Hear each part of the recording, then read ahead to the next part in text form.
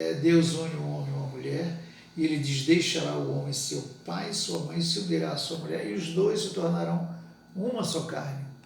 Homem e mulher se unem, Deus une, eles se tornam uma carne, ou seja, uma vida, um caminho só. Eles vão se amar, terão seus filhos, vão criar os seus filhos no temor a Deus, conhecendo a Jesus Cristo, o reino de Deus, onde vai haver o amor do marido, a submissão da esposa, os dois trabalhando, muito esforço, muita fidelidade, respeito, os dois providenciando sustento para a sua casa, que nada falte, acima de tudo, trazendo a presença de Deus para o seu lar, para a sua casa. Basicamente é isso.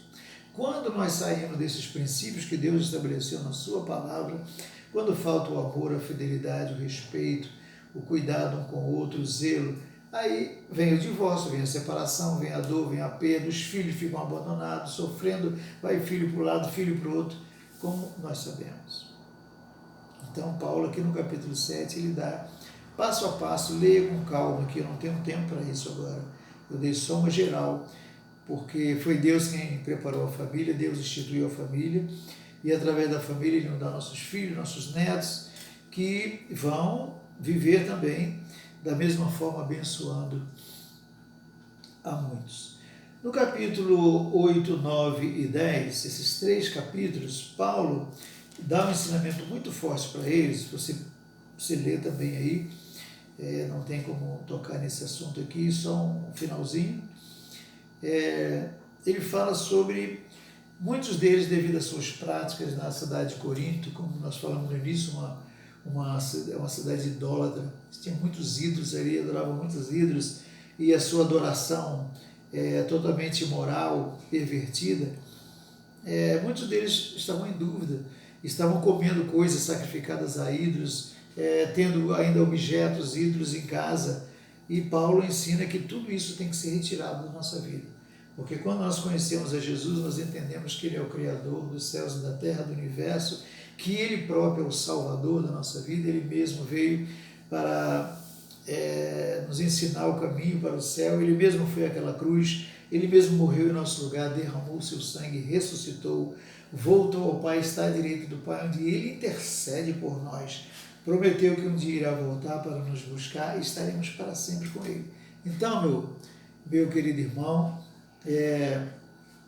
tudo que aconteceu no passado, na nossa vida, aquela vida de idolatria, as imagens, comendo coisas sacrificadas aos ídolos, carne, aquelas festas culturais, tudo que pertence a esse mundo não pertence mais à nossa vida, à igreja de Cristo, tem que ser retirado da nossa vida. Muitas vezes a igreja confunde a sua vida de fé com a cultura deste mundo e daqui a pouco está perdendo a sua fé, porque ninguém pode servir a Deus e a este mundo, ninguém pode adorar as coisas desse mundo e adorar a Deus. Então, nos capítulos 8, 9 e 10, ele fala de uma série de ensinamentos sobre o que é próprio para a vida do cristão e o que nós não devemos permitir na nossa vida. E no capítulo 10, 8, 9 e 10 falam sobre essas questões aí. Mas no capítulo 10, eu vou ler aqui do 1 ao 13, ele dá um exemplo de Israel.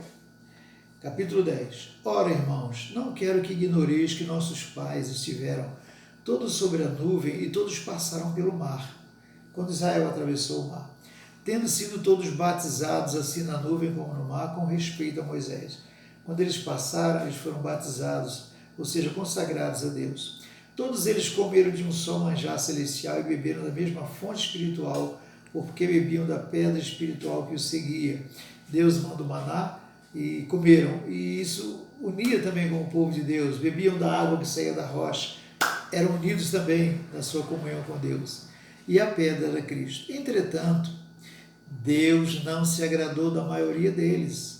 Paulo está dizendo, olha, Deus abençoou Israel, tirou do Egito, da escravidão de Faraó, atravessaram o mar, colocou-os em Canaã, abençoou-os, mas Deus não se agradou de todo mundo, não.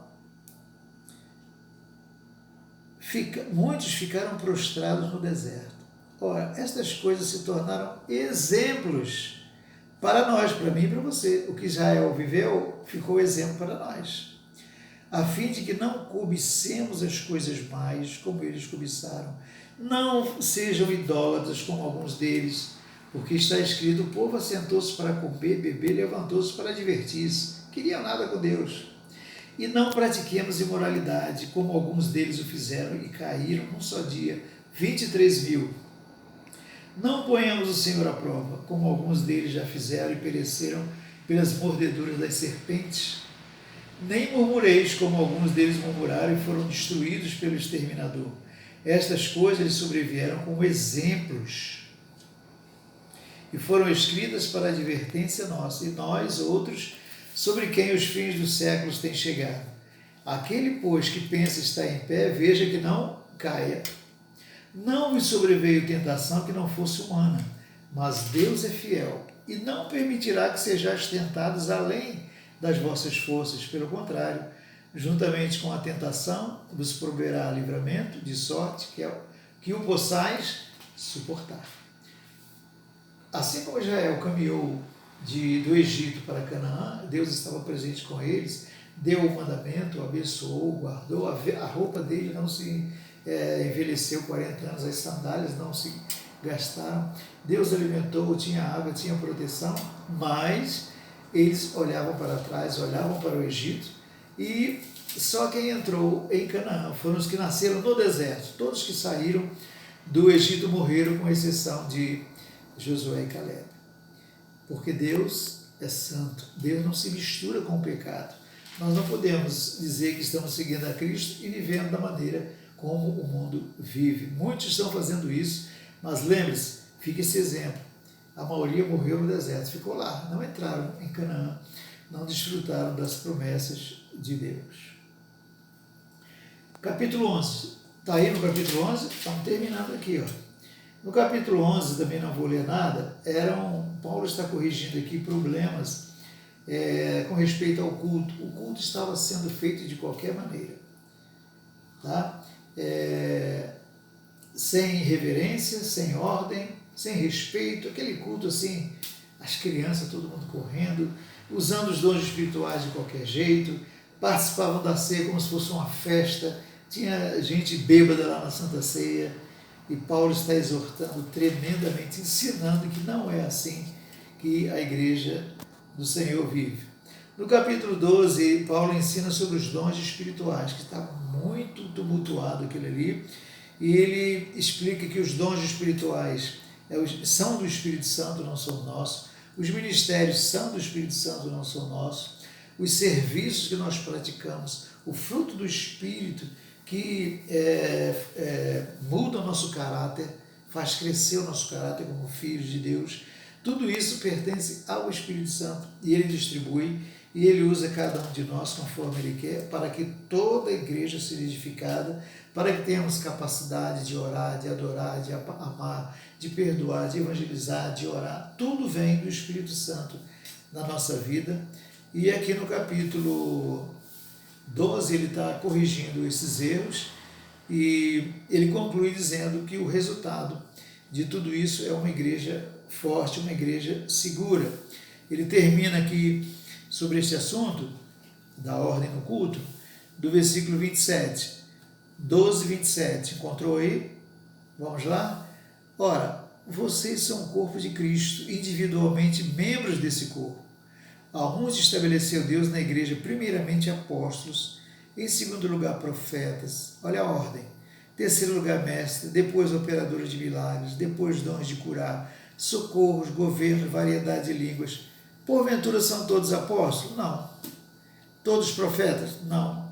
São todos mestres? Não. Ou operadores de milagres? Não. Têm todos dons de curar? Não. Falam todos em outras línguas? Não. Interpretam todas? Não. Entretanto, procurai com zelo os melhores dons.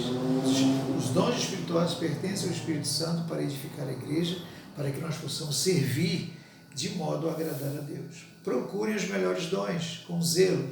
Quais são os melhores dons? Aquele que você precisa, de acordo com a sua necessidade, de acordo com a situação, com o serviço, com a situação em que você se encontra. Ore e o Espírito Santo vai te capacitar, te dar sabedoria e através dos dons espirituais você vai resolver qualquer situação para a edificação da igreja. O capítulo 13, o famoso capítulo 13 de 1 Coríntios, capítulo do amor, não aquele amor imoral, aquele amor lá do mundo, de qualquer jeito, mas ele corrige dizendo no capítulo 13, primeiro versículo: ainda que eu fale a língua dos homens e dos anjos, se não tiver amor, serei como bronze, que soa como símbolo que retine.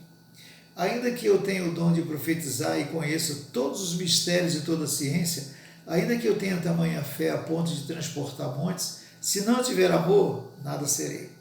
E ainda que eu distribua todos os meus bens entre os pobres, e ainda que eu entregue o meu próprio corpo para ser queimado, se não tiver amor, nada disso me aproveitará.